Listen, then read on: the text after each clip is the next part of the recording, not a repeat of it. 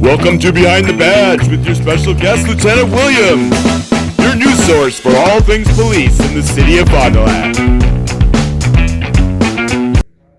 Welcome back into Fond du Lac today on News Talk 1450 and 100.7 KFIZ.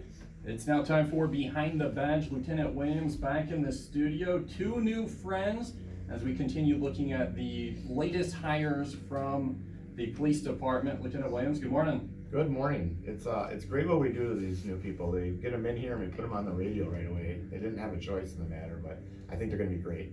So we have Officer Andrew Marsh here and Officer Crystal Young joining us. Awesome, and we'll just jump right in like we did last week. Ask some questions. Let's start with you, Andrew. Yeah. Why the police department? What about it? It's the city that I kind of grew up in. I knew the city and I have friends that live in the city, so kind of just the community in general, knowing about it. You know, I have a first-hand experience of what it's like to live here, and I care about the community. So after you graduated from high school, you're immediately like, I want to do something in the criminal justice field. Yeah, so even before high school, when I was in like 3rd or 4th grade, Wow. my aunt was a police chief, and I remember hearing stories from her about what it was like to be a police officer when she was, and yeah, since then it was like, this is what I want to do. And originally, like you just said, from Fond du Lac then? Yeah, so technically I lived in Brandon, but a lot of the Okay. stuff I did here, like sports and some schooling, I did in Fond du Lac. Awesome, we'll circle back to you in a little bit. Crystal, Hi. I'll ask you the same question. Good morning. Morning. As we look at yourself, why the criminal justice field? For a while I didn't know what I wanted to do. Sounds like most people after they graduate high Yeah. school.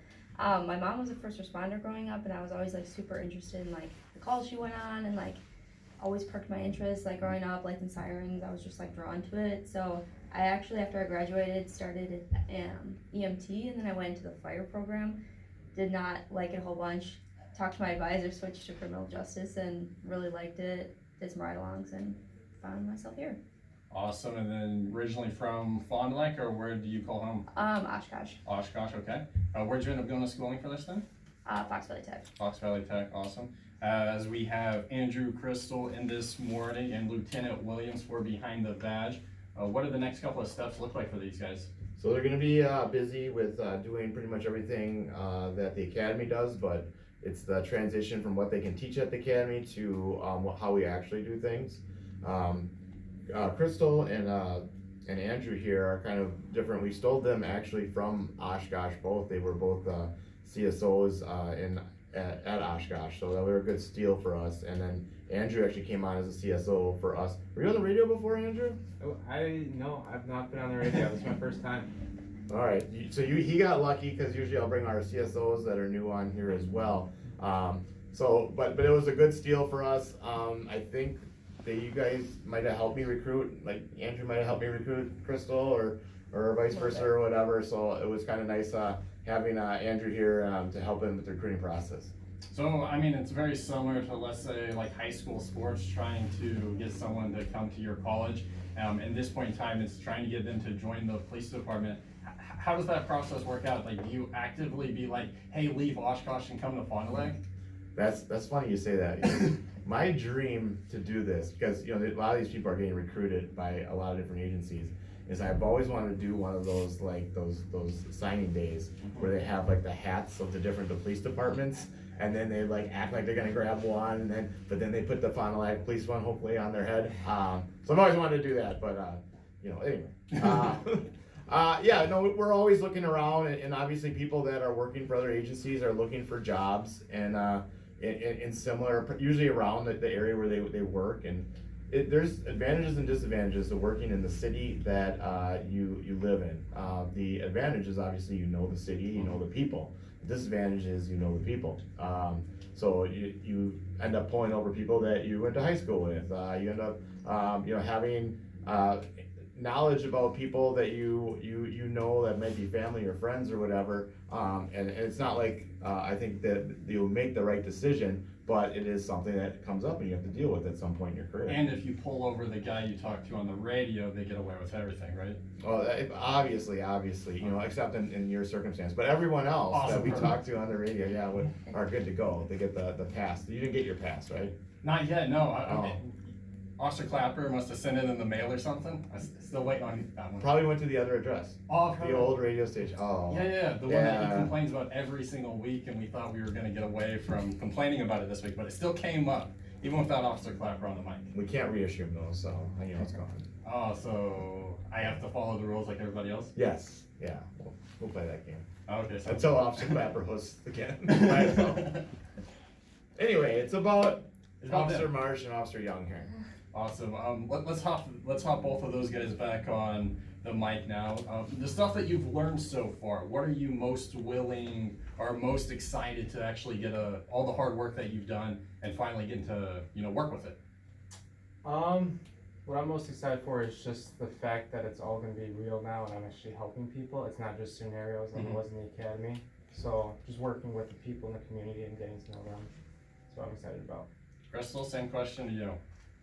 That was my answer. He stole it from me. Honestly, that's what I was thinking. Like, we've all done like fake scenarios before, but now it's all real people, real things, real stuff going on. So I'm excited to just apply what we learned and learn even more and kind of develop my position in the department. So One of the funny things that when you go through the academy, you get these scenarios thrown at you, and you're like, this is never going to happen.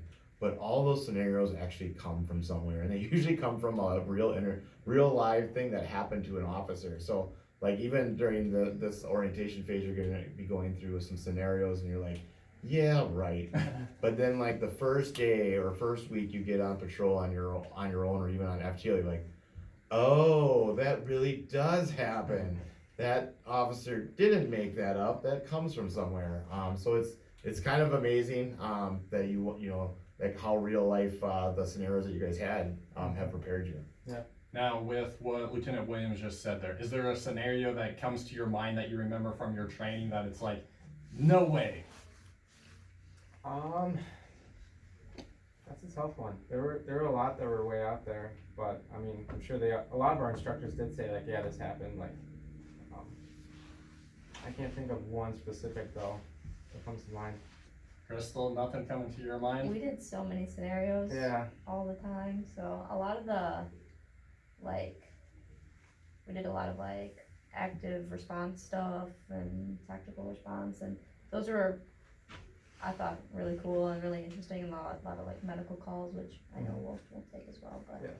Now, I know Lieutenant Williams, he's a chaser over there. He likes to get in the vehicle and run after people. Is this something you guys are looking forward to, or what specifically? I think that's one of the things that like brings a lot of people to law enforcement. It's just the excitement that you get. So yeah, I'm definitely looking forward to that. Awesome. lights and sirens. Lights and signs. All right, this is Behind the Badge on News Talk 1450 and 100.7 KFIZ. We talked about it last week, but the next coming weeks, what does it look like for these two? Well, it's pretty much they'll have like a firearms day, they'll have a defense and arrest tactics day, they'll have a vehicle contacts day. So basically all the classes they took in the academy, but shorter and more to how it would be applied in real life scenario. The academy, they're very strict. They can only teach the curriculum approved by the state, which is good. It's a good starting point, but the real life application is so much different. So they're going to be doing all that. Plus, there's all these little things like radio shows will have to go on.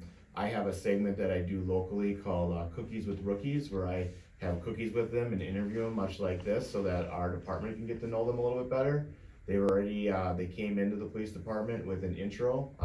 You appreciate it. We use Diaz from the Mets intro song to call the them trumpets? in. Yes, the trumpet. There you go. I didn't watch the game a couple weeks ago. I would say besides using the old Chicago Bulls theme, it was probably either my favorite or second favorite intro that I've used. So Gotcha, it was there you very go. good.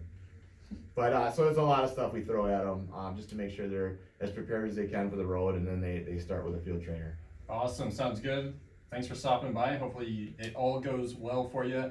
And I don't see either one of you for a long time because I guess I don't get a pass.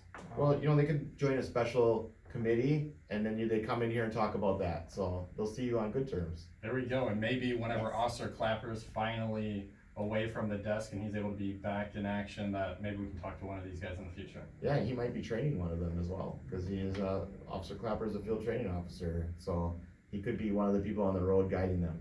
That's going to do it for today's edition of Behind the Badge. Thanks for stopping by, guys. We'll chat in the future. This is KFIZ.